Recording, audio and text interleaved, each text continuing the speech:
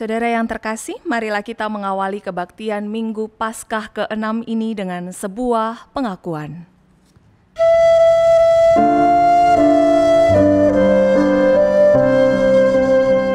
Pertolonganku datangnya dari Tuhan yang menciptakan langit dan bumi. Pertolonganku datangnya dari Tuhan yang menciptakan langit dan bumi. Tuhan beserta saudara.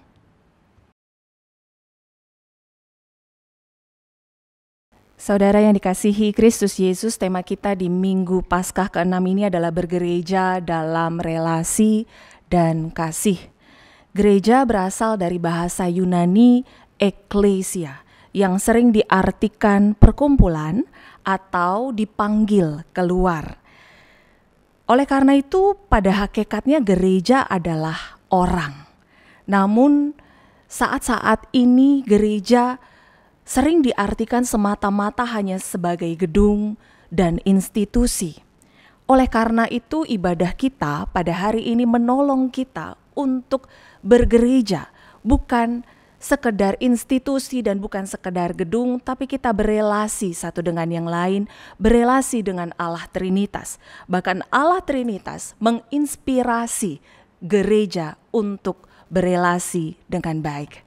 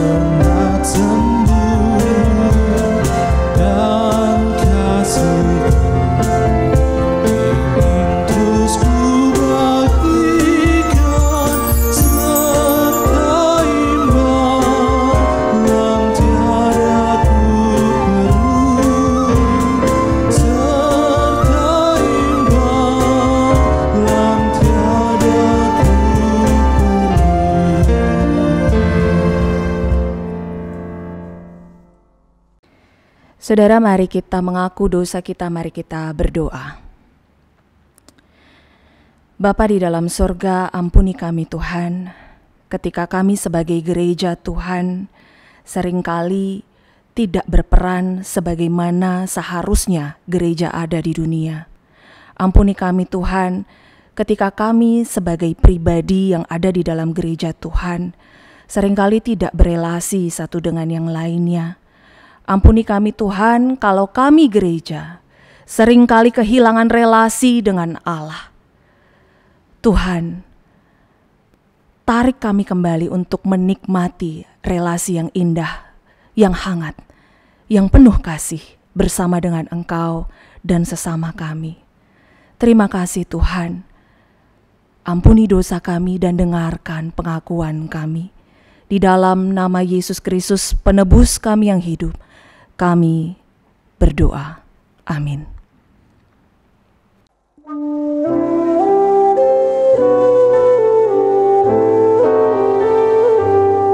Ya Yesus, tebuslah segenap dosaku. Ku rindu Kau tinggal terus di hatiku. Enyahkan berhala dan musuh keji, dan basuhlah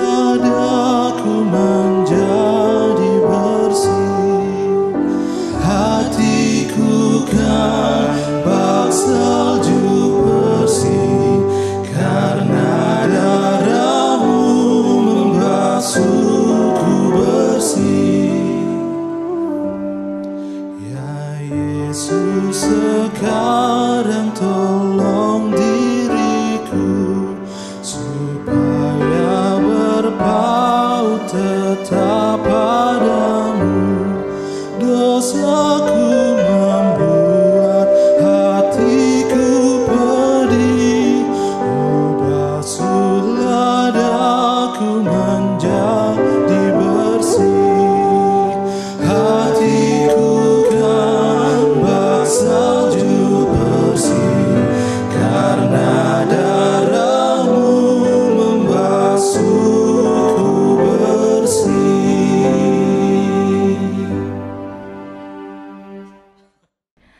Dalam rahmat Allah terdapat kasih dan pengampunan. Maka bagi saudara yang membuka hati baginya, dengarkanlah berita anugerah yang diambil dari Mazmur pasalnya yang ke-86 ayatnya yang ke-5. Sebab Engkau ya Tuhan, baik dan suka mengampuni, dan berlimpah kasih setia bagi semua orang yang berseru kepadamu. Demikianlah berita anugerah dari Tuhan.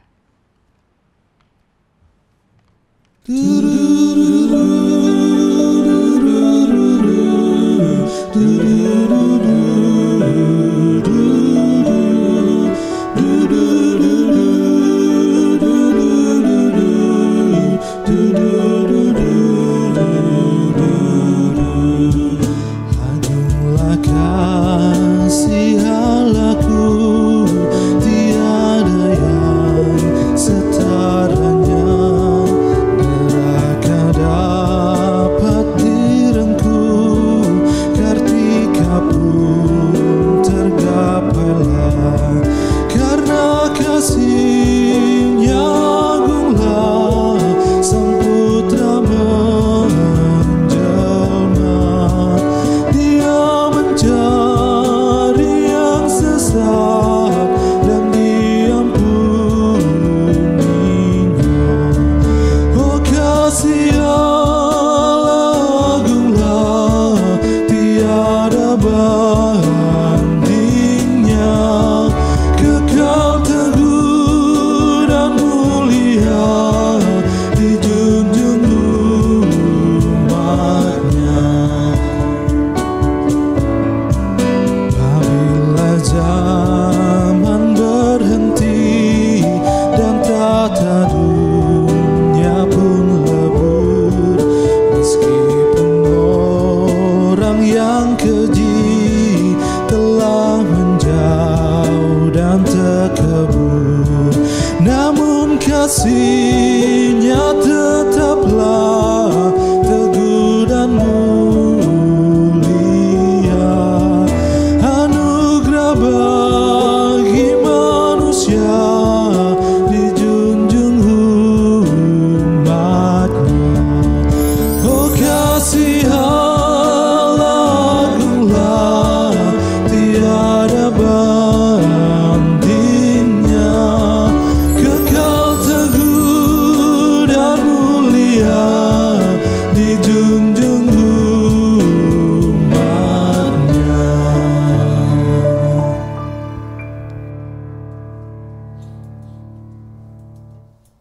Saudara, mari kita mempersiapkan hati kita untuk mendengar kebenaran firman Tuhan. Mari kita berdoa. Bapa di dalam surga, kami mengucap syukur Tuhan kalau kami masih boleh bersekutu sekalipun mungkin kami masih tetap terpisah secara fisik satu dengan yang lainnya. Tapi kami mengucap syukur Tuhan, dan biarkanlah waktu-waktu ini boleh kami nikmati untuk bukan saja memuji menyembah Tuhan, tapi kami menikmati kebenaran firman Tuhan, menikmati relasi kami dengan Tuhan, sehingga memampukan kami untuk berelasi dengan baik bersama dengan sesama kami. Tuhan, kuatkan kami, berikan kami hikmat-Mu, sehingga hanya Roh Kudus yang memimpin kami di dalam pembacaan, perenungan, bahkan pendengaran kami akan firman Tuhan. Urapi juga hamba-Mu yang akan menyampaikan kebenaran firman-Mu, supaya hanya Tuhan yang ditinggikan. Terima kasih Tuhan, di dalam nama Yesus Kristus kami berdoa dan mengucap syukur. Amin. Bacaan pada hari ini diambil dari Injil Tuhan Yesus Kristus menurut Yohanes pasal 14, ayatnya yang ke-15 sampai 21. Injil Yohanes pasal 14, ayatnya yang ke-15 sampai 21. Saya akan membacakannya. Jikalau kamu mengasihi aku, kamu akan menuruti segala perintahku. Aku akan minta kepada Bapa dan Ia akan memberikan kepadamu seorang penolong yang lain, supaya Ia menyertai kamu selama-lamanya, yaitu Roh kebenaran. Dunia tidak dapat menerima Dia, sebab dunia tidak melihat Dia dan tidak mengenal Dia. Tetapi kamu mengenal Dia, sebab Ia menyertai kamu dan akan diam di dalam kamu. Aku tidak akan meninggalkan kamu sebagai yatim piatu. Aku datang kembali kepadamu. Tinggal sesaat lagi dan dunia tidak akan melihat aku lagi. Tetapi kamu melihat aku, sebab aku hidup, dan kamu pun akan hidup. Pada waktu itulah kamu akan tahu bahwa aku di dalam Bapa-Ku, dan kamu di dalam aku, dan aku di dalam kamu. Barang siapa memegang perintahku dan melakukannya, dialah yang mengasihi aku. Dan barang siapa mengasihi aku, ia akan dikasihi oleh Bapa-Ku, dan aku pun akan mengasihi dia dan akan menyatakan diriku kepadanya. Demikianlah Injil Tuhan Yesus Kristus. Berbahagialah mereka yang mendengarkan firman Allah dan yang melakukannya. Haleluya. Haleluya, haleluya, haleluya.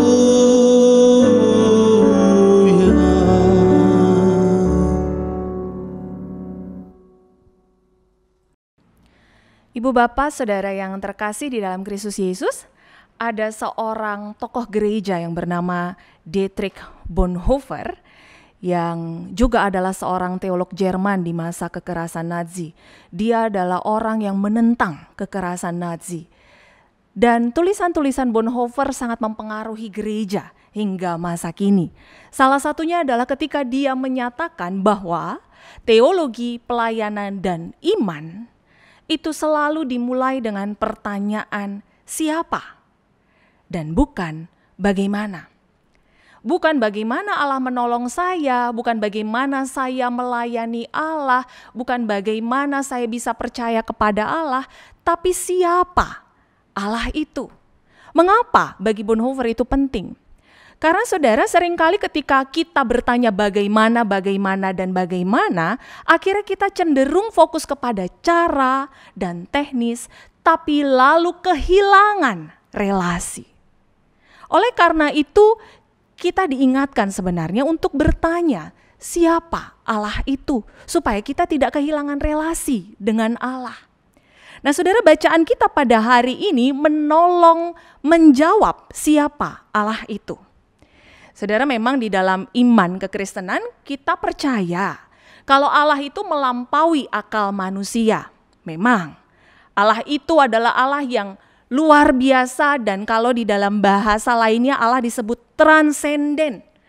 Begitu melampaui akal manusia. Seorang teolog lainnya bernama Calvert pernah mengatakan bahwa Allah itu bukan manusia besar, sehingga kita tidak bisa memahami Allah seutuhnya.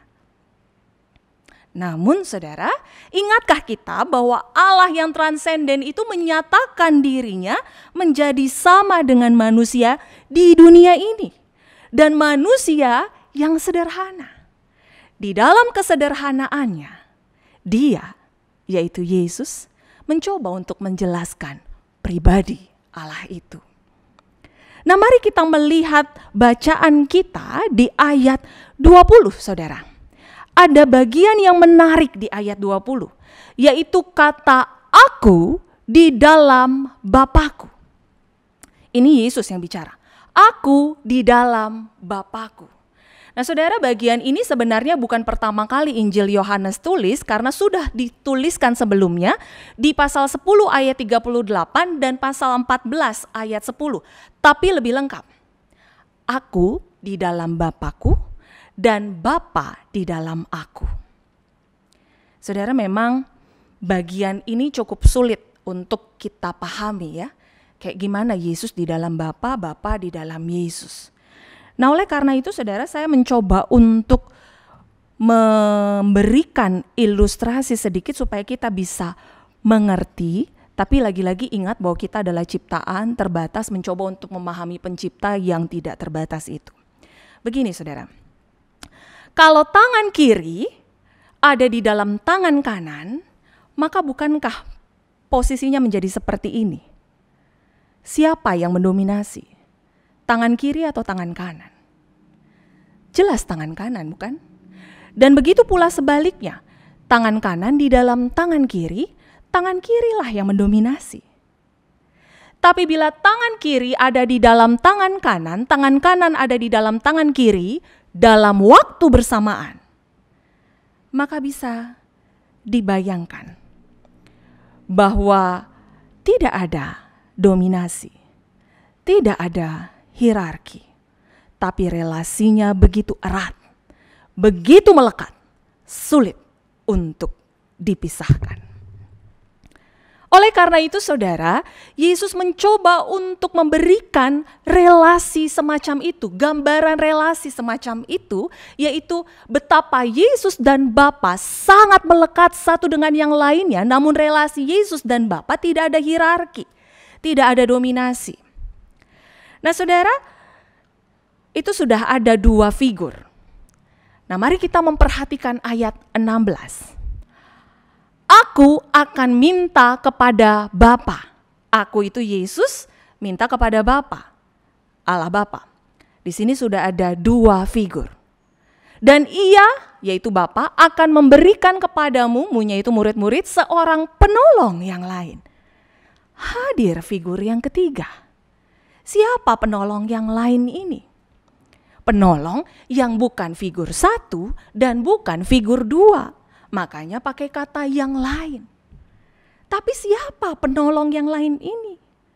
Kalau kita memperhatikan ayat 17, maka kita akan mengetahui bahwa yang dimaksud adalah roh kebenaran. Tapi menarik untuk memperhatikan kata Yunani untuk penolong. Kata Yunaninya adalah parakletos. Saudara, parakletos tidak bisa diterjemahkan hanya dengan satu kata, penolong. Penolong memang iya, pembela iya, pengacara iya, konselor iya, pendamping iya, bahkan juga adalah seorang perantara. Oleh karena itu saudara, kalau kita memperhatikan bacaan-bacaan berikutnya, maka kita akan mengerti bahwa penolong yang lain ini melakukan peran yang begitu penting. Dan perhatikan di ayat 16. Periode perannya adalah selama-lamanya. Maka jelas ini peran eksklusif Allah. Lihat saudara, dalam satu ayat ini saja dihadirkan 3 figur. Berelasi satu dengan yang lain. Tidak sama, tapi berelasi sangat erat, sangat melekat. Maka dari sini saudara, kita bisa mengenali Allah yang 3 figur, tapi 1 hakikatnya. Allah Bapa bukan Allah Anak bukan Allah Roh bukan Allah Bapa, tetapi mereka semua ada di dalam satu hakikat, yaitu hakikat sebagai Allah. Memang di Alkitab kita tidak akan menjumpai istilah Tritunggal, tapi kemudian bagian ini dirumuskan oleh gereja ketika perumusan pengakuan iman bahwa beginilah Allah, disebutlah dengan istilah Trinitas atau Tritunggal untuk memudahkan jemaat memahami pribadi Allah. Allah yang 3 tetapi 1 hakikat dan berelasi sangat erat. Bukan hanya bagian ini saudara, teks-teks lainnya juga memberikan kita gambaran. Kalau saudara ingat ketika Yesus dibaptis di Sungai Yordan, maka Allah Bapa bersuara, inilah anakku yang kukasihi dari langit, dan kemudian Roh Kudus muncul dalam bentuk burung merpati. Ada 3 figur dalam waktu yang bersamaan. Oleh karena itu memang Allah kita itu adalah Allah yang esa. Esa di dalam relasi yang sangat erat, relasi yang sejajar, relasi yang tidak hierarkis, dan relasi yang melangkah bersama. Nah saudara, mungkin kita bertanya begitu ya, apa pentingnya gitu ya, apa pentingnya kita memahami konsep Allah Trinitas ini, konsep Allah Tritunggal ini. Apa pentingnya buat saya gitu kan? Nah pentingnya adalah kalau kita melihat kembali ke ayat 20. Bahwa dan kamu di dalam aku dan aku di dalam kamu. Yesus mengajak murid-murid untuk ambil bagian di dalam Yesus. Tapi mari kita lihat ada kata di dalam. Bukankah kata di dalam ini digunakan oleh Yesus untuk menggambarkan relasinya dengan Bapa? Kok sekarang digunakan untuk relasi Yesus dengan murid? Saudara, ada seorang penafsir yang mengatakan bahwa bagian ini sebenarnya tidak hanya menggambarkan tentang Trinitas, tapi kuatrinitas juga.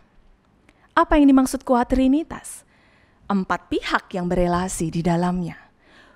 Bahwa Allah Trinitas hadir untuk manusia. Allah Trinitas hadir untuk menjalin relasi dengan kita. Bukan untuk menjadikan kita Allah, tapi untuk menyatakan relasi yang hangat, relasi yang tidak hierarkis itu, relasi yang penuh kasih itu. Begini saudara, biar kita bisa membayangkan ya.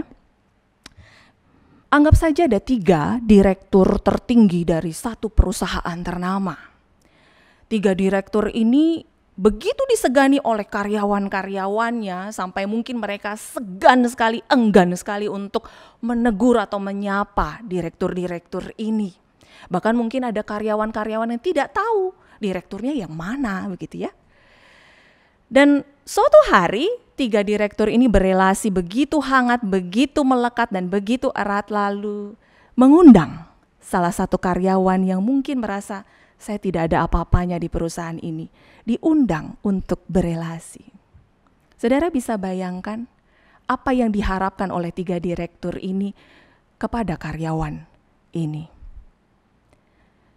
Tentu relasi yang hangat, tentu relasi yang akrab, tentu kesadaran bahwa relasi yang dibangun hendaknya jangan karena keseganan yang begitu dalam, sampai akhirnya kita tidak bisa melekat satu dengan yang lain. Jadi saudara, pada saat ini Yesus hendak menggambarkan betapa Allah Trinitas juga rindu agar murid-murid, yaitu kita, berelasi dengan Dia. Tapi relasi yang seperti apa? Relasi yang di dalam kasih. Oleh karena itu saudara, tidak heran kalau bagian bacaan kita hari ini itu dibuka dan ditutup dengan kata kasih. Ada jikalau kamu mengasihi aku di ayat 15 dan di ayat 21, dialah yang mengasihi aku dan mengasihi dia. Betapa Yesus rindu untuk menjalin relasi dengan kita manusia, bukan relasi yang hierarki, bukan relasi yang feodal, tapi relasi yang berlandaskan kasih. Saudara, mari kita bayangkan ya. Kalau misalkan kita nih sekarang yang diisolasi di Bali, tidak bisa keluar Bali, entah itu lewat jalan udara, darat maupun laut. Lalu kita berkomunikasi atau kontak-kontakan dengan keluarga kita yang di luar Bali. Kita teleponan, katakanlah anak nelfon mamanya. "Ma, aku nelfon mama nih, apa kabar ma?" Terus mamanya jawab, "Baik." "Kenapa kamu telepon mama?" "Iya kan mama yang suruh. Mama yang suruh aku telepon tiap hari." Nah, saudara bisa bandingkan ketika anak itu ngomong, "Ma, apa kabar ma?" Baik. Kenapa kamu telepon mama? Aku kangen sama mama. Beda kan saudara? Relasinya jauh lebih hangat, jauh lebih akrab, dan jauh lebih tahan lama. Begitu pula dengan kalau misalkan kita memberikan hadiah, memberikan kado. Katakanlah anak memberikan kado kepada papanya gitu ya. "Pa, ini kado buat papa." Terima kasih. "Papa tapi gak ulang tahun. Kenapa kamu ngasih kado sama papa?" "Iya, soalnya papa yang kasih tahu aku tahun lalu, kok kamu gak pernah kasih kado sih. Jadi ya udah aku kasih kado," gitu kan. Kok kayak terpaksa gitu ya. Tapi coba mari kita bayangkan ketika anaknya memberikan hadiah, memberikan kado kepada papanya, terus "Terima kasih, kenapa kamu kasih kado sama papa?" "Iya Pak, karena aku sayang sama papa." Saudara, relasi yang dirindukan oleh Yesus adalah relasi yang seperti ini. Relasi yang hangat, relasi yang akrab, bukan relasi di dalam ketakutan, keterpaksaan, dan merasa wajib. Tapi relasi yang berlandaskan kasih. Dan bukan hanya relasi yang berlandaskan kasih itu bisa bertahan lama loh. Tapi relasi ini bisa jauh lebih kuat daripada apapun. Saudara pernah mendengar istilah bucin? Bucin itu singkatan saudara, budak cinta. Itu biasanya dikenakan kepada orang-orang yang kalau misalkan lagi pacaran itu yang ngerjain apapun keinginan pacarnya gitu ya. Bucin begitu ya. Tapi saudara, mari kita sadari bahwa inilah kekuatan cinta. Jangan disepelekan. Inilah kekuatan kasih. Jangan disepelekan. Apapun yang diinginkan kok rasanya tidak menjadi sesuatu yang berat untuk kita lakukan ya, karena kita mengasihi pribadi tersebut. Tapi ya bahaya kalau kita cuma cinta sama pasangannya tok atau pacarnya tok, kita nggak cinta sama Tuhan, ya bahaya. Nah oleh karena itu saudara, bagian ini mau mengingatkan kepada kita betapa Yesus merindukan relasi yang mendalam dengan kita. Bahkan kalau kita melihat Injil Yohanes lebih lanjut, satu-satunya bagian di dalam Perjanjian Baru yang di dalam kitab Injil secara khusus yang mengatakan bahwa Yesus ingin relasinya dengan murid-murid sebagai relasi sahabat, itu adalah di Injil Yohanes. Dia merindukan relasi yang tidak dibangun karena merasa wajib atau karena terpaksa atau karena takut dihukum, tapi relasi yang bersahabat, relasi yang tidak hierarki dan tidak feodal. Saudara, baru-baru ini ada yang bertanya kepada saya, apakah persepuluhan itu wajib? Lalu saya tanya balik, apakah ibadah minggu itu wajib? Apakah berdoa itu wajib? Apakah baca Alkitab itu wajib? Apakah persekutuan itu wajib? Lalu dia bingung. Nah saudara, bagian kita melakukan setiap ibadah minggu, berdoa, Alkitab, biarlah itu bukan karena kita di bawah hukum wajib, karena orang Kristen tidak lagi hidup di bawah hukum Taurat. Tetapi ketika kita mengerjakan ibadah online atau offline, ketika kita bersekutu, bahkan ketika kita berdoa, ketika kita membaca Alkitab secara pribadi, ketika kita memberikan persembahan dan persepuluhan, itu karena kita mengasihi Dia. Maka saudara, kita mengerti ya bagian yang disampaikan oleh Yesus ketika dia mengatakan, jikalau kamu mengasihi aku, kamu akan menuruti segala perintahku. Jelas. Pokoknya kalau aku udah mengasihi Tuhan, ya apapun yang Tuhan mau aku akan kerjakan. Jelas. Seperti yang tadi, orang tua, relasi orang tua dengan anak atau relasi pacaran. Nah saudara, tapi apa yang dimaksud dengan perintahku atau segala perintahku? Bagian ini ditulis di dalam konteks, teks ini ditulis di dalam konteks. Maka mari kita perhatikan konteksnya. Di Yohanes pasal 14 ayat 1, perintah Yesus adalah percaya kepada Yesus. Tetapi jangan juga kita lupakan perintah Yesus di pasal 13 ayat 34 sampai 35 yang bicara tentang saling mengasihi. Saudara, untuk memudahkan kita memahami, mari kita bayangkan ada seorang ibu yang mempunyai 2 anak laki-laki. 2 anaknya ini bertengkar terus ya, sampai berkelahi. Dan akhirnya ibunya panggil anak-anaknya. Nak, sini. Duduk. Kenapa, Bu? Apakah kalian sayang sama ibu? Ya sama ibu ya sayang, tapi sama dia ogah. Ibunya menjawab dengan singkat. Kalau kalian sayang sama ibu, kalian tidak akan bertengkar dan berkelahi.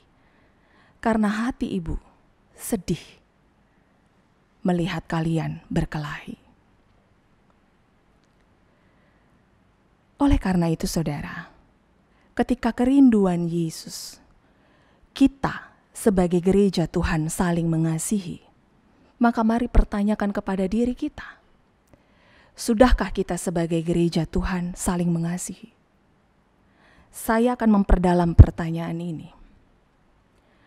Apakah kita yang bergereja di dalam gereja Tuhan memendam kepahitan satu dengan yang lain? Apakah mungkin sesama pelayan gereja Tuhan perang dingin, diam-diaman? Apakah mungkin ketika kita bergereja beda aturan, lalu kita konflik, bangun tembok permusuhan? Apakah mungkin ketika gereja Tuhan beda denominasi, lalu kita saling menjatuhkan? Saudara, inikah yang diharapkan oleh Yesus? Saya teringat saudara, ada sebuah video. Video ini berisi beberapa orang tokoh gereja, katakanlah gereja denominasi X begitu ya. Namanya A dan B lah ya. Lalu A dan B ini menjatuhkan gereja denominasi Y. Lalu video ini viral. Terus forward tersebar sampailah ke dosen saya saudara. Dosen saya yang gerejanya denominasi Y. Wah, cemas kita menunggu respon beliau. Tapi saudara tahu apa yang menjadi respon beliau? Beliau hanya mengatakan, A dan B adalah sahabat-sahabat saya. Titik. Tidak ada lanjutannya. Tidak ada serangan balik. Saudara, kalau beliau mau menyerang balik, bisa. Karena beliau adalah dosen teologi. Tapi beliau tidak melakukannya. Maka saudara, saya jadi ingat, oh iya, emang ya kayaknya gereja-gereja di atas muka bumi ini memang diizinkan Tuhan untuk berbeda-beda. Jangankan secara denominasi, institusi, dan kebijakan. Saudara dan saya juga adalah gereja, bukan? Ingat lagu sekolah minggu zaman dulu, aku gereja, kamu gereja, kita sama-sama gereja. Gereja adalah orang. Nah, saudara dan saya berbeda di dalam hal karakter, dalam hal selera, dalam hal visi, dan dalam hal lainnya pengalaman latar belakang beda. Tapi lantas apakah itu menjadi alasan buat Anda dan saya tidak bersaudara lagi di dalam satu gereja? Apakah itu jadi alasan yang kuat untuk kita membangun permusuhan?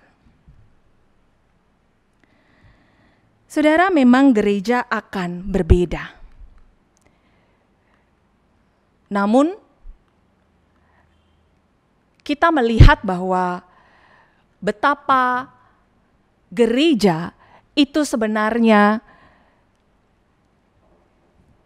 adalah gambaran dari relasi Allah Tritunggal. Mari kita mengingat kembali gambaran yang tadi, bahwa Allah Bapa bukan Allah Anak bukan Allah Roh dan Allah Roh juga bukan Allah Bapa, tapi mereka semua satu hakikatnya. Maka kita yang berbeda-beda satu hakikatnya. Hakikat apa? Kita adalah gereja Tuhan. Dan Allah Bapa, Allah Anak, dan Allah Roh satu di dalam karya keselamatan Allah bagi dunia. Maka kita yang berbeda-beda bisa satu di dalam karya memberkati dunia. Nah saudara, di dalam masa pandemi sekarang yang betul-betul memukul banyak orang, jelas ada begitu banyak kesempatan untuk kita memberkati sesama kita, bukan? Ketika kita melihat ada orang yang butuh hand sanitizer, sembako, APD, ya kita berikan. Bukan hanya itu, mungkin ada yang membutuhkan video gitu ya, membutuhkan postingan yang menyegarkan, kita upload. Ada yang membutuhkan doa, kita berikan doa kepada mereka. GKI Denpasar turut mengambil bagian di dalam hal tersebut. Ada yang memberikan sembako, ada yang memberikan hand sanitizer, ada yang memberikan dana. Bahkan ada loh yang menyumbang dalam bentuk beras, telur. Saudara, semua yang disalurkan kepada gereja, gereja bertanggungjawabkan kepada Tuhan. Sehingga itu disalurkan kembali ke banyak tempat yang membutuhkan. Meski itu harus pergi ke Buleleng, ke negara. GKI melakukannya. Tapi saudara, sadarkah kita, apakah jemaat yang memberikan donasi atau jemaat yang bekerja sama di dalam menyalurkan bagian ini adalah orang-orang yang sama latar belakangnya, karakternya, sifatnya, atau mungkin keuangannya? Tidak, bukan? Saya yakin tidak. Tapi ada satu kesamaan. Kesamaannya adalah hati yang rindu berbagi kepada sesama. Oleh karena itu saudara, kalau kita menjumpai keberbedaan atau keberagaman di dalam gereja Tuhan, mari kita angkat kesamaan kita. Dan mari kita bangun jembatan antara perbedaan-perbedaan kita. Sehingga itu tidak menjadi konflik, permusuhan. Bayangkan saudara, kalau sesama gereja di dalam gereja saja kita baku hantam, bagaimana kita bisa mengasihi orang di luar gereja? Oleh karena itu saudara, bukankah relasi yang seperti ini menjadi relasi yang indah di dalam gereja? Relasi yang mengasihi sesama anggota gereja, bahkan mengasihi dunia. Dan saya yakin bahwa bukan saja relasi ini indah, tapi relasi ini dirindukan oleh Yesus untuk terjadi di tengah-tengah gereja. Yohanes pasal 13 dan Yohanes pasal 17 menjelaskan bahwa target gereja adalah memberkati dunia, bukan saja memberkati gereja. Mari saudara, kita mulai dengan diri kita sendiri. Bagaimana caranya? Mari kita menjadi gereja yang berelasi kepada Allah dan kepada sesama. Relasi yang dilandaskan dengan kasih. Kasih yang digambarkan oleh Allah, Trinitas. Tuhan memampukan kita semua. Amin.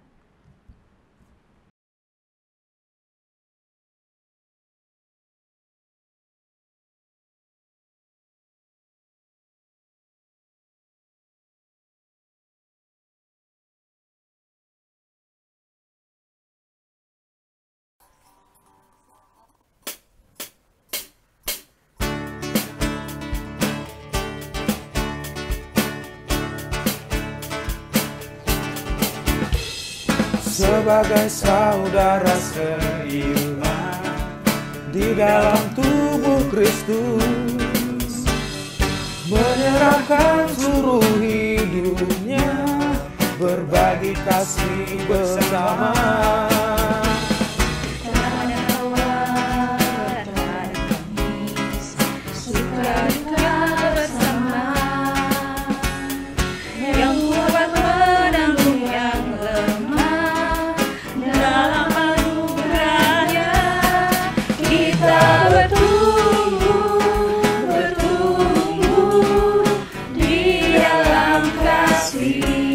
Sehati sepikir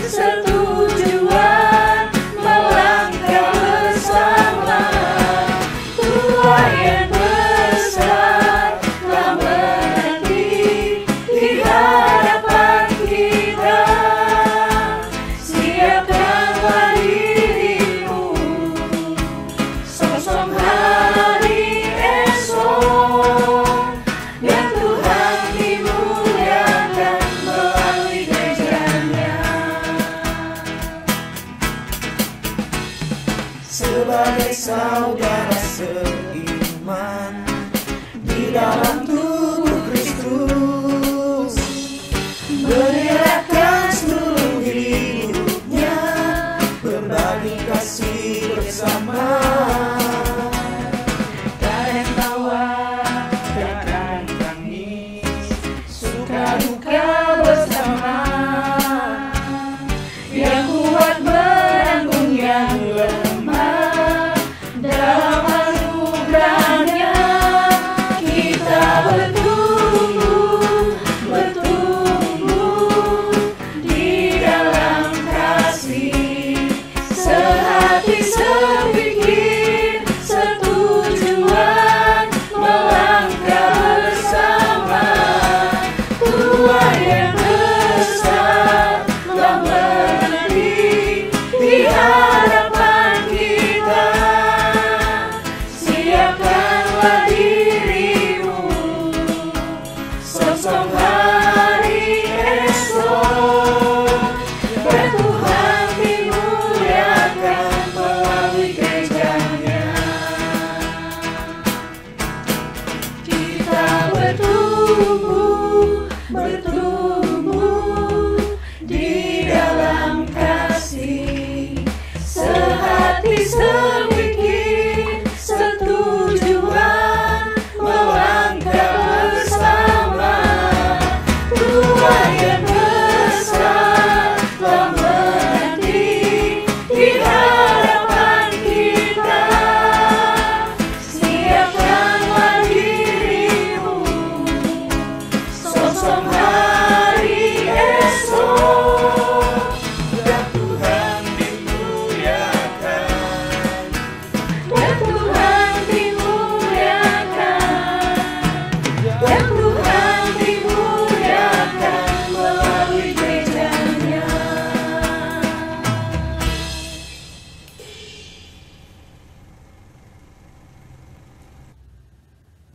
Marilah bersama dengan umat Allah di masa lalu, masa kini, dan masa depan, mengingat pengakuan iman kita menurut pengakuan iman rasuli.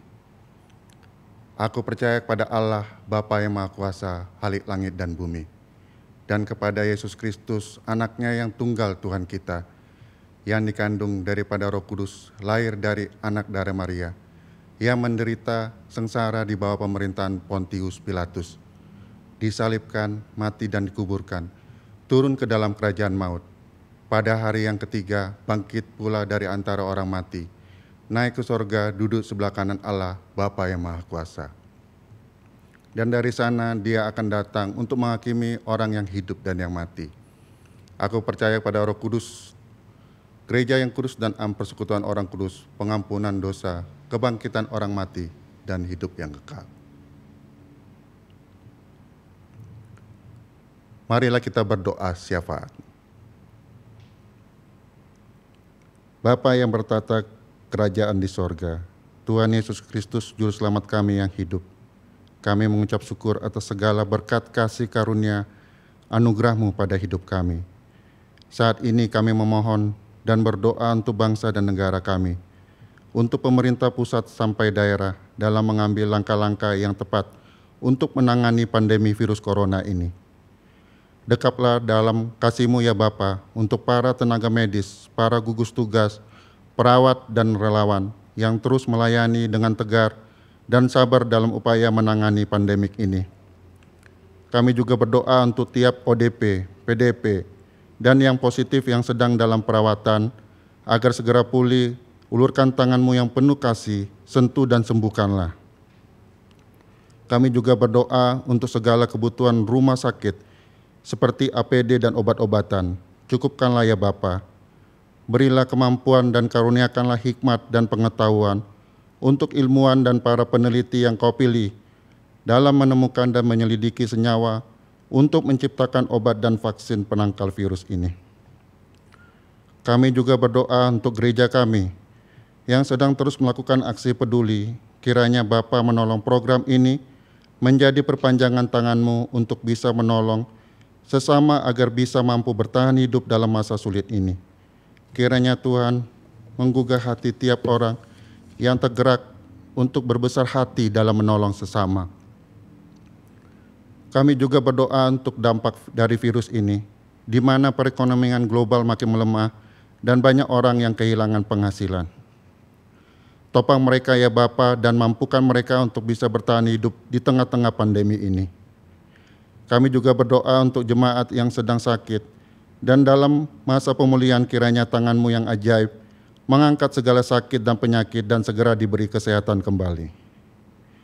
Kami berdoa dan memohon untuk rencana relokasi gedung gereja GKI Denpasar agar segera terrealisasi sesuai dengan kehendak dan kuasa-Mu.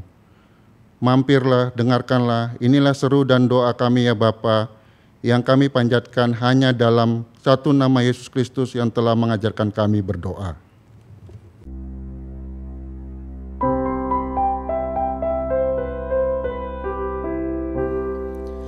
Bapa kami yang di sorga,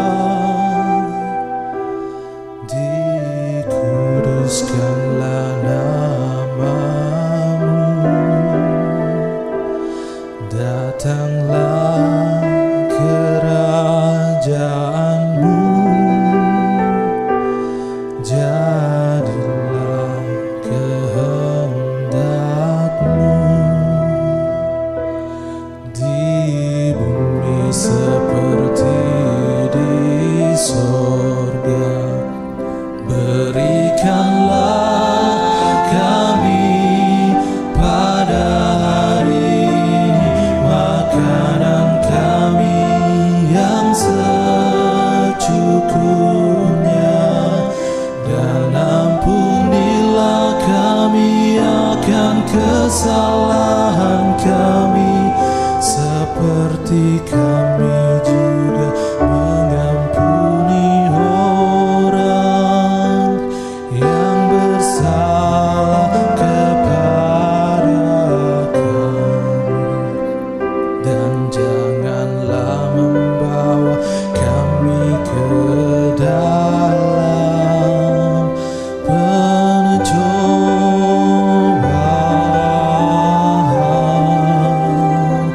tetapi lepaskanlah kami daripada yang jahat,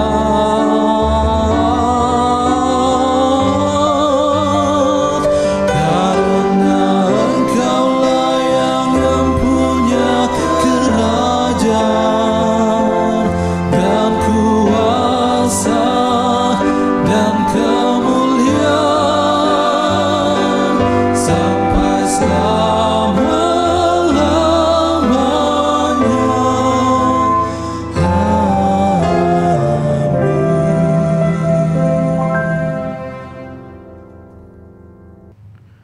Mari kita senantiasa mengucap syukur atas kebaikan dan pemeliharaan Tuhan kepada kita. Seperti yang dinyatakan oleh pemazmur dalam Mazmur 86 pasal 12 sampai dengan ayat 13. Aku hendak bersyukur kepadamu ya Tuhan Allahku dengan segenap hatiku dan memuliakan nama-Mu untuk selama-lamanya, sebab kasih setia-Mu besar atas aku.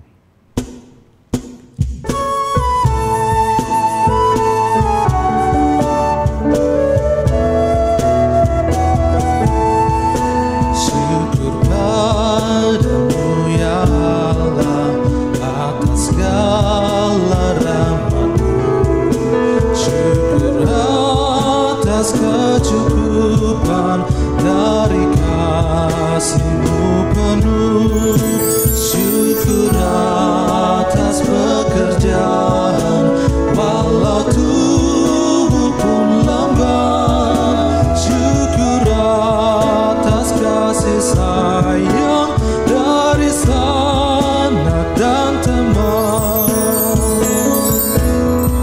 syukur atas bunga mawar harum indah tak terkira, syukur atas awan hitam dan mentari berseri, syukur atas suka duka yang Kau beri tiap saat, dan firman-Mu lah pelita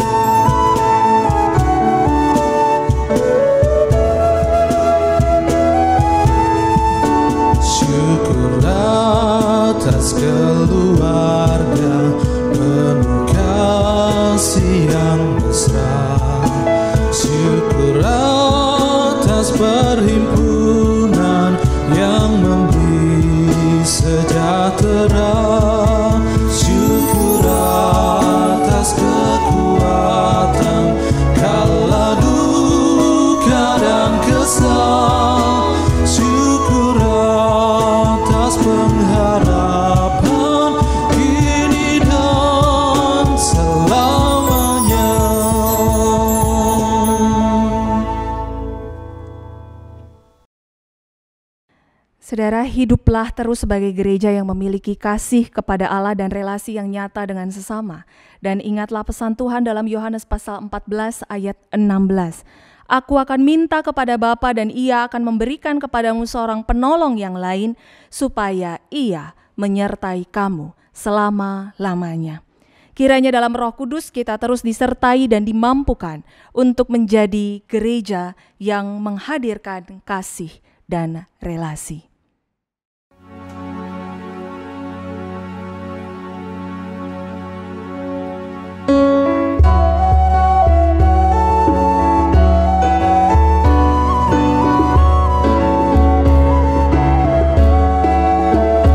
Dalam Roh Yesus Kristus kita satu tetap.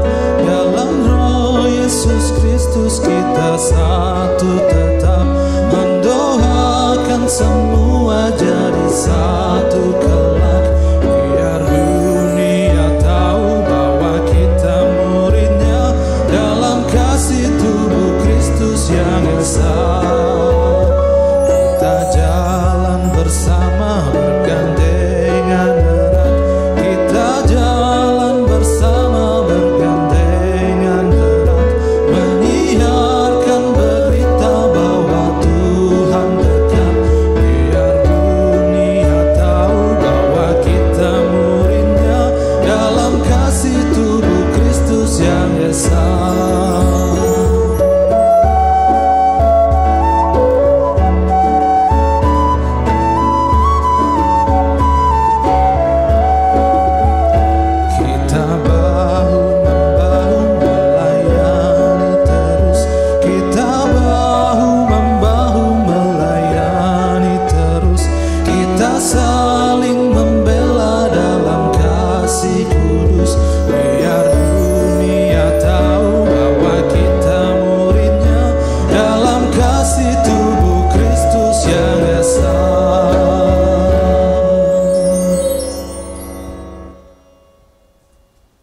Sekarang arahkanlah hatimu kepada Tuhan dan terimalah berkat-Nya.